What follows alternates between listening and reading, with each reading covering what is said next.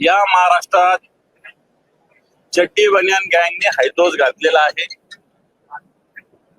कोणी कॅन्टीन मध्ये जाऊन साध्या नोकराला मारहाण करतात, कोणी सिगरेट ओढत सुटकेसभर पैसे जगाला दाखवतात, कोणी चड्डी बनियानवर ओम फट म्हणतात।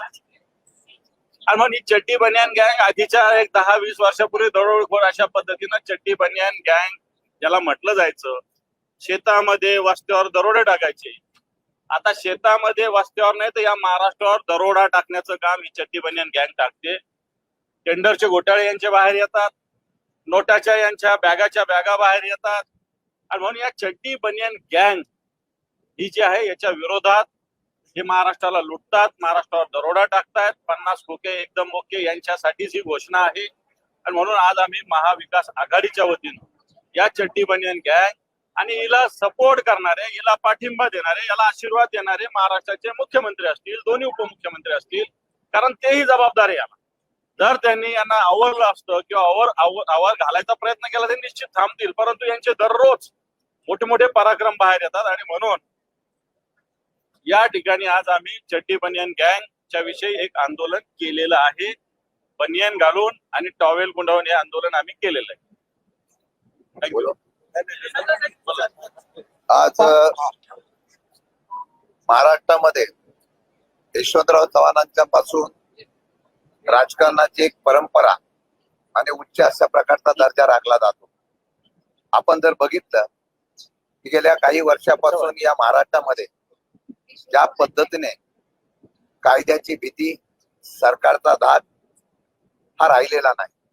सरकारमधले लोकप्रतिनिधी अशा पद्धतीने वागायला लागले की जे स्वतःच कायदा हातात घेतात, गरिबांना मारहाण करतात आणि एवढं करत असताना भ्रष्टाचार मोठ्या प्रमाणे करतात हे चित्र आपल्याला दिसलेलं आहे।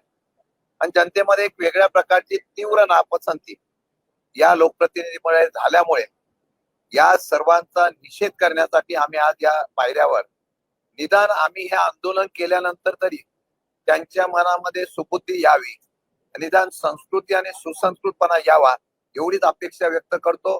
आणि या झालेल्या सर्व याचा 100% जे सरकारची आपल्या असलेल्या सहकाऱ्यांची भीती वाटत नाही, मुख्यमंत्री आणि त्यांच्या असलेल्या सहकाऱ्यांची भीती वाटत नाही, बेमालूनपणे काही वक्तृत्व करायचं, कशाही पद्धतीने वागायचं, सरकार आमच्या बापाचं ते असं समजून वागतात, त्याचा निषेध हा करतोय।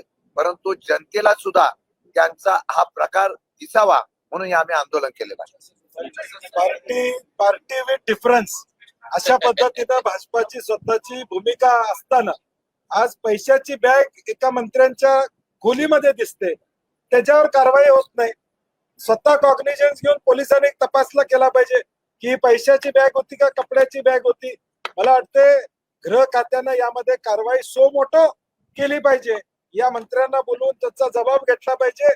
जर ते म्हणत असतील कपड्याची बॅग होती तर त्यांना क्लीन चिट द्या की कपड्याची बॅग होती म्हणून पोलीस खात्यानं चौकशी करावी।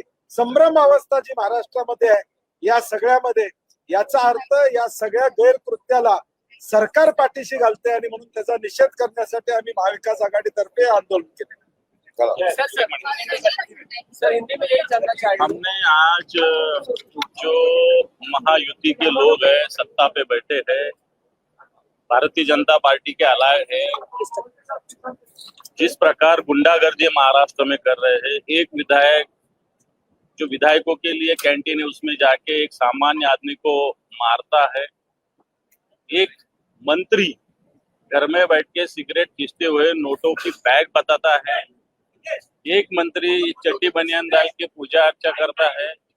और इसलिए हमने चड्डी बनियान गैंग महाराष्ट्र में 10 साल पहले गांव-गांव में दरोड़ा डालती थी, चोरियां डाका डालती थी।